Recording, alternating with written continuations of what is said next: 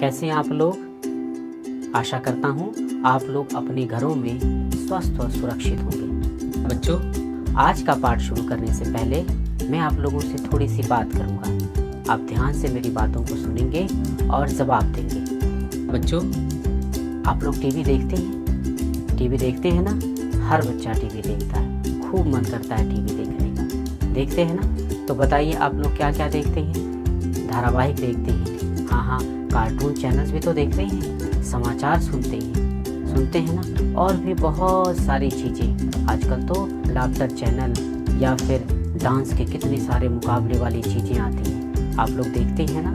तो चलिए एक बात मुझे बताइए, ऐसी कौन सी चीज़ है जो सभी चैनल्स पे आती है, सभी धारावाहिकों के बीच में आती है, धारावाहिकों के बाद में भी आती है, सभी कार्यक्रमों के बीच में आती है? ज़रा ध्यान देकर बताइए।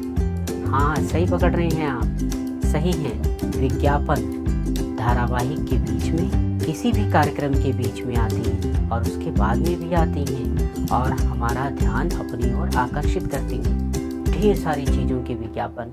ज़रा बताएंगे आप किन किन चीज़ों के विज्ञापन?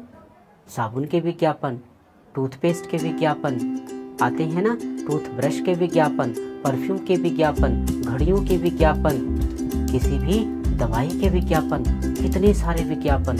और हम इन विज्ञापनों की मायाजाल में उलझ जाते हैं। हमारा मन करता है कि हम सारी चीज़ें खरीद लें। बच्चों, करता है ना आपका मन सारी चीज़ें खरीदने का?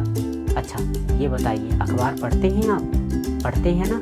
नहीं पढ़ते तो अखबार पढ़ना चाहिए। अखबार पढ़ना आप बच्चों के लिए बहुत ज़रूरी है।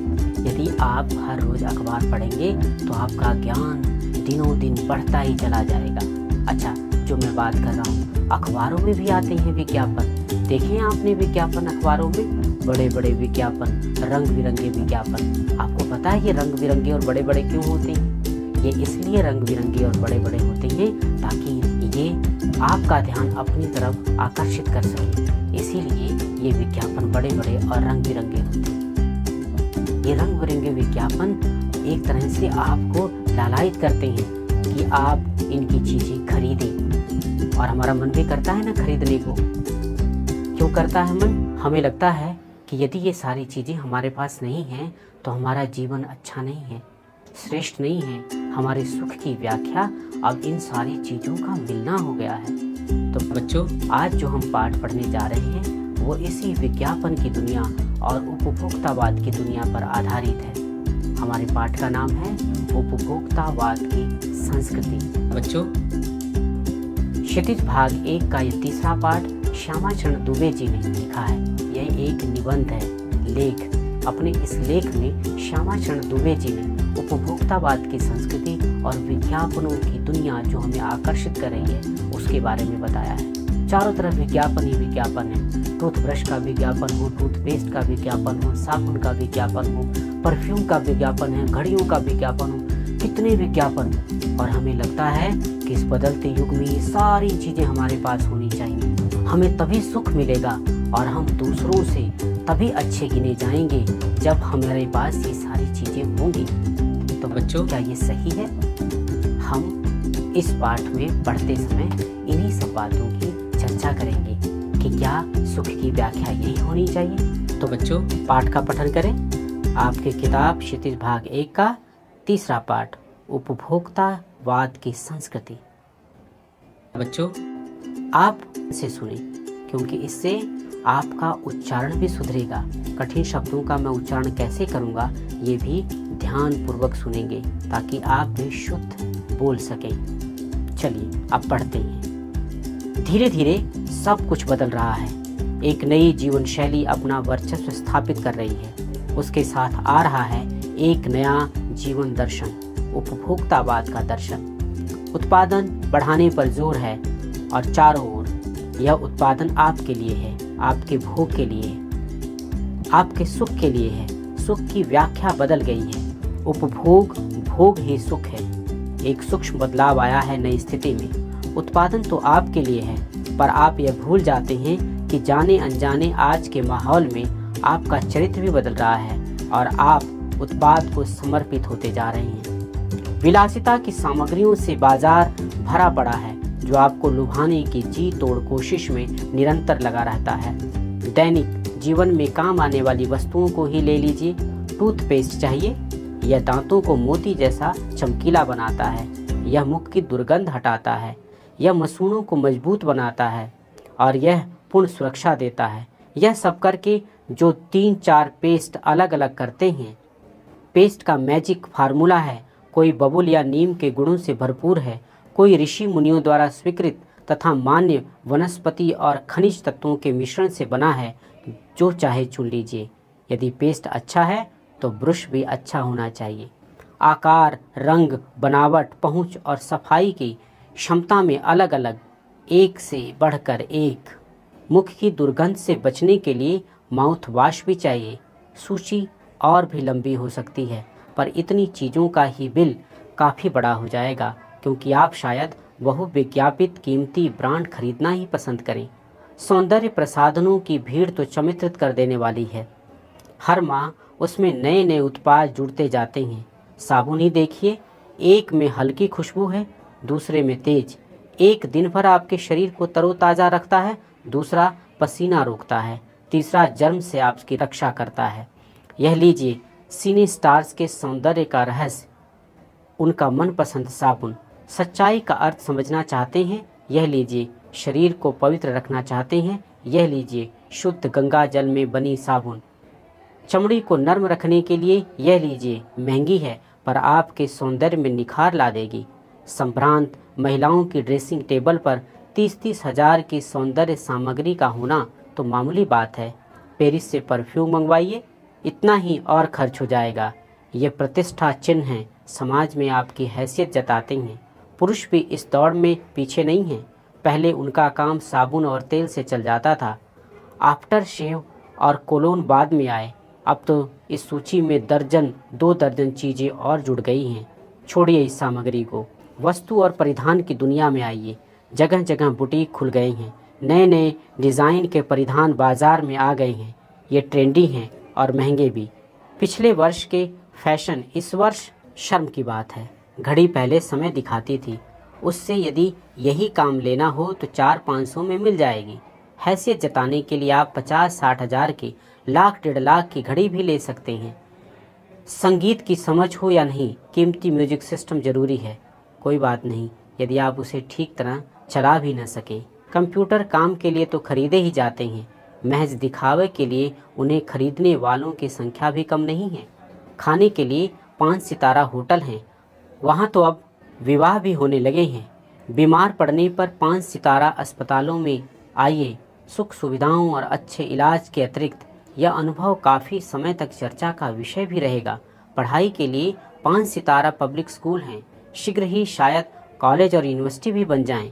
भारत में तो यह स्थिति अभी नहीं आई, पर अमेरिका और यूरोप के कुछ देशों में आप मरने के पहले ही अपने अंतिम संस्कार और अनंत विश्राम का प्रबंध भी कर सकते हैं। एक कीमत पर आपकी कब्र के आसपास सदा हरी घास होगी, मनचाहे फूल होंगे, चाहे तो वहाँ फव्वारे होंगे और मंद ध्वनि में निरंतर संगीत भी। अमेरिका में आज जो हो रहा है कल वह भारत में भी आ सकता है। प्रतिष्ठा के अनेक रूप होते हैं, चाहे वे हास्यास्पद ही क्यों न हो। यह है एक छोटी सी झलक उपभोक्तावादी समाज की। यह विशिष्ट जन का समाज है, पर सामान्य जन भी इसे ललचाई निगाहों से देखते हैं। उनकी दृष्टि में एक विज्ञापन की भाषा में यही है राइट चॉइस बेबी। अब विषय के गंभीर पक्ष की ओर आएं। इस उपभोक्ता संस्कृति का विकास भारत में क्यों हो रहा है? सामंती संस्कृति के तत्व भारत में पहले भी रहे। उपभोक्तावाद इस संस्कृति से जुड़ा रहा है। आज सामंत बदल गए हैं, सामंती संस्कृति का मुहावरा बदल गया है। हम सांस्कृतिक अस्मिता की बात कितनी ही करें, परंपराओं का अवमूल्यन हुआ है, आस्थाओं का शरण हुआ है। कड़वा सच तो यह है कि हम बौद्धिक दास्ता स्वीकार कर रहे हैं, पश्चिम के सांस्कृतिक उपनिवेश बन रहे हैं। हमारी नई संस्कृति अनुकरण की संस्कृति है। हम आधुनिकता के झूठे प्रतिमान अपनाते जा रहे हैं। प्रतिष्ठा की अंधी प्रतिस्पर्धा में जो अपना है उसे खोकर छद्म आधुनिकता की गिरफ्त में आते जा रहे हैं। संस्कृति की नियंत्रक शक्तियों के क्षीण हो जाने के कारण हम दिग्भ्रमित हो रहे हैं। हमारा समाज ही अन्य निर्देशित होता जा रहा है। विज्ञापन और प्रसार के सूक्ष्म तंत्र हमारी मानसिकता बदल रहे हैं। उनमें सम्मोहन की शक्ति है, वशीकरण की भी। अंततः इस संस्कृति के फैलाव का परिणाम क्या होगा, यह गंभीर चिंता का विषय है। हमारे सीमित संसाधनों का घोर अपव्यय हो रहा है। जीवन की गुणवत्ता आलू के चिप्स से नहीं सुधरती, न बहुविज्ञापित शीतल पेयों से, भले ही वे अंतर्राष्ट्रीय हों। पिज़्ज़ा और बर्गर कितने ही आधुनिक हों, हैं वे कूड़ा खाद्य। समाज में वर्गों की दूरी बढ़ रही है, सामाजिक सरोकारों में कमी आ रही है। जीवन स्तर का यह अंतर आक्रोश और अशांति को जन्म दे रहा है। जैसे जैसे दिखावे की यह संस्कृति फैलेगी, सामाजिक अशांति भी बढ़ेगी। हमारी सांस्कृतिक अस्मिता का ह्रास तो हो ही रहा है। हम लक्ष्य भ्रम से भी पीड़ित हैं। विकास के विराट उद्देश्य पीछे हट रहे हैं। हम झूठी तुष्टि के तात्कालिक लक्ष्यों का पीछा कर रहे हैं। मर्यादाएं टूट रही हैं, नैतिक मानदंड ढीले पड़ रहे हैं, व्यक्ति केंद्रिकता बढ़ रही है, स्वार्थ परमार्थ पर हावी हो रहा है, भोग की आकांक्षाएं आसमान को छू रही हैं। किस बिंदु पर रुकेगी ये दौड़? गांधी जी ने कहा था कि हम स्वस्थ सांस्कृतिक प्रभावों के लिए अपने दरवाजे खिड़की खुले रखें, पर अपनी बुनियाद पर कायम रहें। उपभोक्ता संस्कृति हमारी सामाजिक नींव को हिला रही है। यह एक बड़ा खतरा है, भविष्य के लिए एक बड़ी चुनौती है। तो बच्चों, हमने ये पूरा पाठ पढ़ा। पाठ पढ़कर जो हमें सीख मिलती है वो कुछ इस तरह है। लेखक कहना चाहता है कि हमें केवल अपने लिए आवश्यक वस्तुओं को ही खरीदना चाहिए, न कि विज्ञापन की माया जाल में उलझकर बहुत सारी चीज़ें खरीद लेनी चाहिए।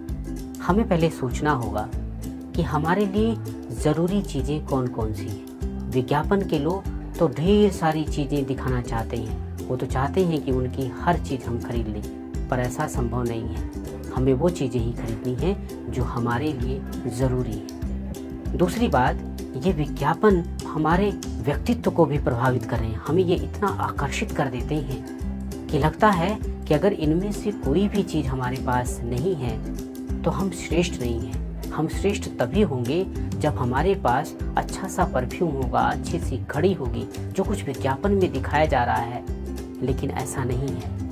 यदि हमारे पास वो चीज़ नहीं है तो भी हम व्यक्तित्व से, अपने चरित्र से श्रेष्ठ होने चाहिए। तीसरी चीज़ बच्चों, हमारे अंदर ये सारे विज्ञापन ईर्ष्या द्वेष की भावना को भी पैदा कर रहे हैं। यदि किसी ने कोई चीज़ खरीद ली है और हम नहीं खरीद पाते तो हमें लगता है कि हम तो उससे हीन हो गए हैं, हम उससे छोटे हो गए हैं, और हम उससे ईर्ष्या द्वेष की भावना रखने लगते हैं, हम उससे ईर्ष्या करने लगते हैं। तो बच्चों, हमें इस बात पर भी ध्यान देना है कि उसने जो चीज़ खरीदी है वो अपने हिसाब से खरीदी है, अपनी ज़रूरत के हिसाब से खरीदी है। हमारे पास शायद उसकी ज़रूरत ना हो या हम उसे खरीद ना सकते हों, तो फिर हम उससे ईर्ष्या क्यों करें?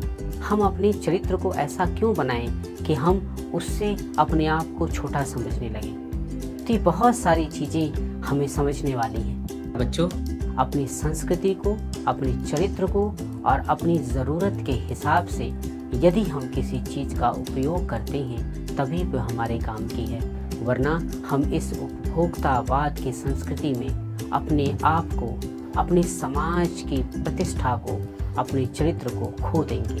और लेखक ये चाहता है कि हम ऐसा ना करें, दूसरे की संस्कृति का अंधा अनुसरण ना कहें। पश्चिमी सभ्यता की संस्कृति हम पर हावी होती चली जा रही, वो उनकी ज़रूरतें हैं, हमारी ज़रूरतें नहीं हैं। इसलिए आवश्यक है कि हम अपनी ज़रूरतों के हिसाब से चीज़ें जुटाएं। चलिए बच्चों, अब थोड़ा सा आपसे कुछ पूछ लें। मुझे उम्मीद है कि आपने पाठ जितना अच्छे से समझा है उतने ही अच्छे से सोचकर मुझे जवाब भी देंगे। अच्छा बताइए, कोई भी वस्तु हमारे लिए उपयोगी हो या ना हो, लेकिन टीवी पर विज्ञापन देखकर हम उसे खरीदने के लिए अवश्य लालायित हो जाते हैं ना? तो बताओ हम क्यों लालायित हो जाते हैं? सोचो, बताओ हम क्यों लालायित हो जाते हैं? हाँ, क्योंकि वो आकर्षक होती है, वो हमें अपनी तरफ खींचती है और लगता है कि ये हमारे लिए बहुत ज़रूरी है। इसलिए हमारा मन करता है कि हम वो वस्तु ले लें, चाहे वो हमारे उपयोग की है या नहीं है। उसका आकर्षण हमें अपने में बांध लेता है और हम लालायित हो जाते हैं कि हम उसे खरीद लें। शाबाश। चलिए मेरे दूसरे प्रश्न का उत्तर दीजिए। मेरा दूसरा प्रश्न है, आपके अनुसार वस्तुओं को खरीदने का आधार वस्तु की गुणवत्ता होनी चाहिए या उसका विज्ञापन? हाँ बताइए कि वस्तु की गुणवत्ता आपके लिए उसके खरीदने का आधार होना चाहिए या उसका विज्ञापन। यानी मैं पूछना चाहता हूँ कि किसी वस्तु की विशेषता के कारण आप उसे खरीदते हैं या विज्ञापन देख के खरीद लेते हैं? क्या कारण होना चाहिए, उसकी विशेषता या उसका विज्ञापन? बताइए बताइए। हाँ, उसकी विशेषता। कभी कभी हम विज्ञापनों में उलझकर ये समझ ही नहीं पाते कि इस वस्तु की खासियत क्या है, इस वस्तु की विशेषता क्या है, हमारे लिए ज़रूरी भी है या नहीं, हमारे काम की है भी नहीं, हम बस खरीद लेते हैं। तो बच्चों, उसकी गुणवत्ता, उसकी विशेषता, उसका वो किस तरह से हमारे काम आ सकती है, ये चीज़ें आधार होनी चाहिए हमारी खरीदारी की, तभी हम वो चीज़ें खरीदें। चलिए एक चीज़ और मुझे बताइए, आज की उपभोक्ता संस्कृति हमारे रीति रिवाजों और त्योहारों को भी प्रभावित कर रही है। आपने देखा है, हमारे रीति रिवाजों में भी, हमारे त्योहारों में भी बहुत सारी बाजारू चीज़ें आ गई हैं। हम अपने त्योहारों में भी बाजार से ढेर सारी चीज़ें खरीद लाते हैं। सोचो सोचो, कौन कौन से त्योहार हैं जिसमें हम बाजार से सभी चीज़ें खरीद लाते हैं, बहुत सारी चीज़ें खरीद लाते हैं। बाजार तो जैसे हमारे घरों में, हमारे रीति रिवाजों में, हमारे त्योहारों में सेंध लगाने लगा है ना। तो बताओ जरा, हम कौन से त्योहार पे कौन सी चीज़ बाजार से ले आते हैं, घर में बनाना ही बंद कर दिए है ना। बताओ बताओ, होली पे कौन सी चीज़ें बाजार से लाते हैं, दिवाली पे कौन सी चीज़ बाजार से लाते हैं, ईद पे कौन सी चीज़ें बाजार से लाते हैं? बताओ, बहुत सारी चीज़ें लाते हैं ना। हाँ शाबाश, सही सोच रहे हैं आप। तो बच्चों, ढेर सारी चीज़ें ले आते हैं हम। इसकी एक लंबी सूची बनाओ और देखो हम कितनी सारी चीज़ें बाजार से ले आते हैं। इसके बिना भी हमारा काम चल सकता है। घर में भी हम ये चीज़ें बना सकते हैं, मम्मी बना सकती हैं, पापा बना सकते हैं, आप बना सकते हैं। पर क्योंकि ये विज्ञापन से दिखाया जाता है ना, इसीलिए हम बहुत सारी चीज़ें ले आते हैं। तो बनाइए एक सूची, कौन सी चीज़ें हम ढेर सारी अपने त्योहारों पर ले आते हैं, और यदि हम ना ले आएँ तो भी हमारा काम चल सकता है। बनाओ, एक लंबी सूची बनाओ। चलो एक और सवाल का जवाब दो। मुझे अच्छा लग रहा है कि आप सोचकर खूब अच्छे से जवाब देना सीख रहे हैं। जाने अनजाने आज के माहौल में बाजार हमारा चरित्र भी बदल रहा है ना। जैसा कि मैंने बताया था, हमारे अंदर ईर्ष्या द्वेष की भावना भी ला रहा है, हमारे अंदर गुस्सा भी ला रहा है ना। तो बताओ, ऐसी कौन सी चीज़ नहीं मिलने से आपके अंदर गुस्सा आ जाता है, या आप चाहते हैं कि आपको मिले और पापा आपको लेकर नहीं देते, मम्मी आपको खरीद के नहीं देती, आपको गुस्सा आ जाता है ना। तो बताओ जरा, कौन सी चीज़ न मिलने से आपको गुस्सा आ जाता है? आप चाहते हैं मेरे पास ये होनी चाहिए, विज्ञापन देखकर चाहते हैं ना, आपका मन करता है ना कि आपके पास ये चीज़ होनी चाहिए। तो देखो, न होने पर आपको गुस्सा आता है। कौन सी चीज़ होनी चाहिए और न होने से आपको गुस्सा आ रहा है? तो बच्चों, अपने पापा से बात करो, मम्मी से बात करो। गुस्सा बिल्कुल नहीं करना, आपके चरित्र में बदलाव नहीं आना चाहिए। और यदि आपके दोस्त के पास कोई चीज़ है, आपके पास नहीं है, तो आप अपने दोस्त से ईर्ष्या ना करें। बताओ तो जरा, मन में सोचो तो कि कौन सी चीज़ आपके दोस्त के पास है और उसके न मिलने से आपको बुरा लगता है ना, आपको ईर्ष्या होती है, उससे जलन होती है। बताओ, है ना। शाबाश, मुझे पता है आपने सब सोच लिया है, आप सही जवाब देंगे। पर बच्चों, ईर्ष्या द्वेष नहीं लाना। यदि आपके मित्र के पास कोई वस्तु है, आपके पास नहीं है, तो आप अपने मित्र के प्रति प्रेम का भाव ही रखें, उसके लिए अपने मन में ईर्ष्या का भाव बिल्कुल नहीं लाएं। बच्चों, इन सवालों के बाद हम थोड़ा सा व्याकरण का भाग भी करेंगे। इस पाठ में कई जगह क्रिया विशेषण का प्रयोग हुआ है। जैसे एक वाक्य, ध्यान से सुने, धीरे धीरे सब कुछ बदल रहा है। इस वाक्य में बदल रहा क्रिया है। यह क्रिया कैसे हो रही है? धीरे धीरे। अतः यहाँ धीरे धीरे क्रिया विशेषण है। तो जरा क्रिया विशेषण को समझ लें। अब क्या होते हैं क्रिया विशेषण? जो शब्द क्रिया की विशेषता बताते हैं उन्हें क्रिया विशेषण कहते हैं। जहाँ वाक्य में हमें पता चलता है कि क्रिया कैसे, कब, कितनी और कहाँ हो रही है, वहाँ वह शब्द क्रिया विशेषण कहलाते हैं। जरा मैं कुछ वाक्य पढ़ रहा हूँ, इनमें आप क्रिया विशेषण बताएं। सुने मुझे ध्यान से। पहला वाक्य है, कल रात से निरंतर बारिश हो रही है। हाँ जी, ध्यान से सुने। कल रात से निरंतर बारिश हो रही है। बताओ बताओ, इसमें क्रिया विशेषण क्या है? ध्यान से सोचो। क्या हो रही है? बारिश हो रही है। और बारिश कैसे हो रही है? निरंतर हो रही है। बिल्कुल सही, निरंतर यहाँ पर क्रिया विशेषण है। चलो दूसरा वाक्य पढ़ूं मैं। रसोई घर से आती पुलाव की हल्की खुशबू से मुझे जोरों की भूख लग गई। हाँ जी, बताइए।